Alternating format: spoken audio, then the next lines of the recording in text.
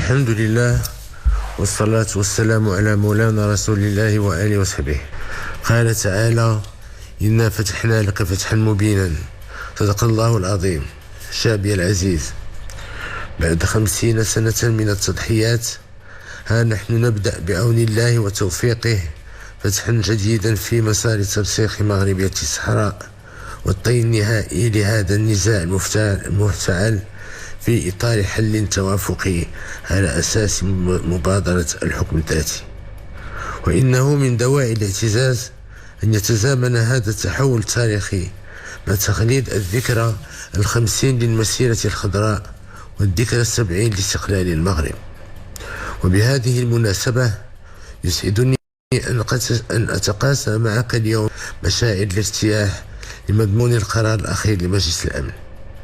إننا نعيش مرحلة فاصلة ومنعطفا حاسما في تاريخ المغرب الحديث، فهناك ما قبل 31 أكتوبر 2025 وهناك ما بعده.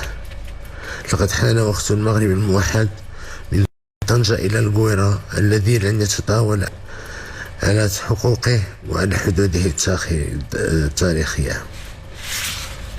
شعبي العزيز، لقد قلت في خطاب سابق إننا انتقلنا في قضية وحدة ترابية من مرحلة التدبير إلى مرحلة التغيير، فالدينامية التي أطلقناها في السنوات الأخيرة بدأت تعطي ثمارها على جميع الأصعدة.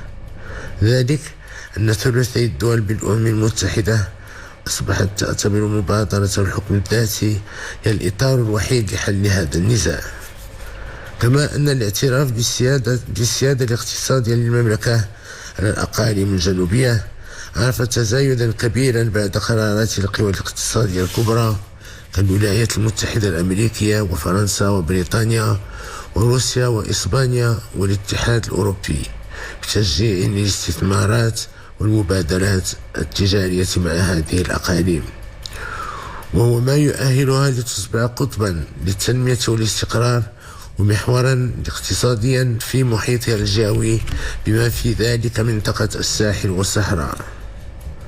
واليوم ندخل والحمد لله مرحلة الحسم على المستوى الأممي، حيث حدد قرار مجلس الأمن المبادئ والمرتكزات الكفيلة بإيجاد حل سياسي نهائي لهذا النزاع في إطار حقوق المغرب المشروعة.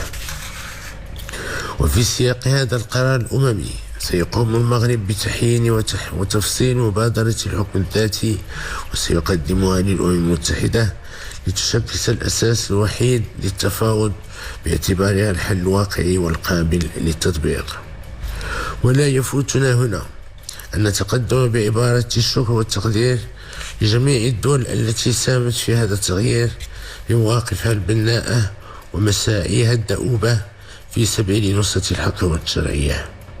وأخص بالذكر الولايات المتحدة الأمريكية بقيادة صديقنا فخامة الرئيس دونالد ترامب الذي مكنت جهوده من فتح الطريق للوصول إلى حل نهائي لهذا النزاع. كما نشكر أصدقائنا في بريطانيا وإسبانيا وخاصة في فرنسا على جهودهم من أجل نجاح هذا المسار السلمي. ونتوجه أيضا بجزيل الشكر لكل الدول العربية والإفريقية الشقيقة التي ما فتأت تعبر عن دعمها الدائم ولا مشروط لمغربية الصحراء وقضاء مختلف الدول عبر العالم التي تدعم مبادرة الحكم الذاتي. ورغم التطورات الإيجابية التي تعرفها قضية وحدتنا الترابية، يبقى المغرب حريصا على إيجاد لا غالب فيه ولا مغلوب، إيجاد حل لا غالب فيه ولا مغلوب يحفظ ماء وجه جميع الأطراف. فالمغرب لا يعتبر هذه التحولات انتصارا ولا يستغلها لتأجيج الصراع والخلافات.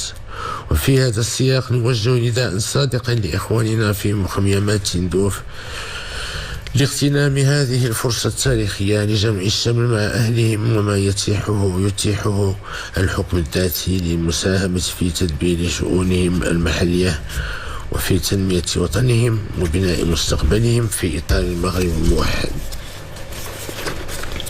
وبصفته ملك البلاد الضامن لحقوق وحريات المواطنين، وأكد أن جميع المغاربة سواسية، لا فرق بين العائدين من مخيمات تندوف وبين إخوانهم داخل أرض الوطن. ومن جهة أخرى أدعو أخي فخامة الرئيس عبد المجيد تبون لحوار أخوي صادق بين المغرب والجزائر من أجل تجاوز الخلافات وبناء علاقات جديدة تقوم على الثقة والروابط الأخوة وحسن الجوار. كما نجدد التزامنا بمواصلة العمل من أجل إحياء الاتحاد المغاربي على أساس الاحترام المتبادل والتعاون والتكامل بين الدول الخمس. شعبي العزيز، إن ما تعرفه أقاليمنا الجنوبية من تنمية شاملة وأمن واستقرار هو بفضل تضحيات جميع المغاربة، ولا يسعنا هنا إلا أن نعبر عن اعتزازنا وتقديرنا لكل رعايانا الأوفياء، لا سيما سكان الأقاليم الجنوبية الذين أكدوا على دوام تشبثهم بمقدسات الأمة وبالوحدة الوطنية والترابية للبلاد. كما نشيد بالجهود الدؤوبة التي تبذلها الدبلوماسية الرسمية والحزبية والبرلمانية ومصارف المؤسسات الوطنية من أجل الطي النهائي لملف وحدتنا الترابية. ونغتنم ذكرى المسيرة الخضراء الخالدة لنستحضر بكل إجلال وتقدير التضحيات الجسيمة التي قدمتها القوات المسلحة الملكية والقوات الأمنية بكل مكوناتها وعائلاتهم بمختلف مناطق البلاد طيلة 50 سنة الماضية في سبيل الدفاع عن وحدة الوطن والحفاظ عن أمنه واستقراره. كما نترحب الأرواح الطاهرة لمبدعها والدينا المنعم جلالة الملك الحسن الثاني أكرم الله مثواه وكل شهداء الوطن الأبرار.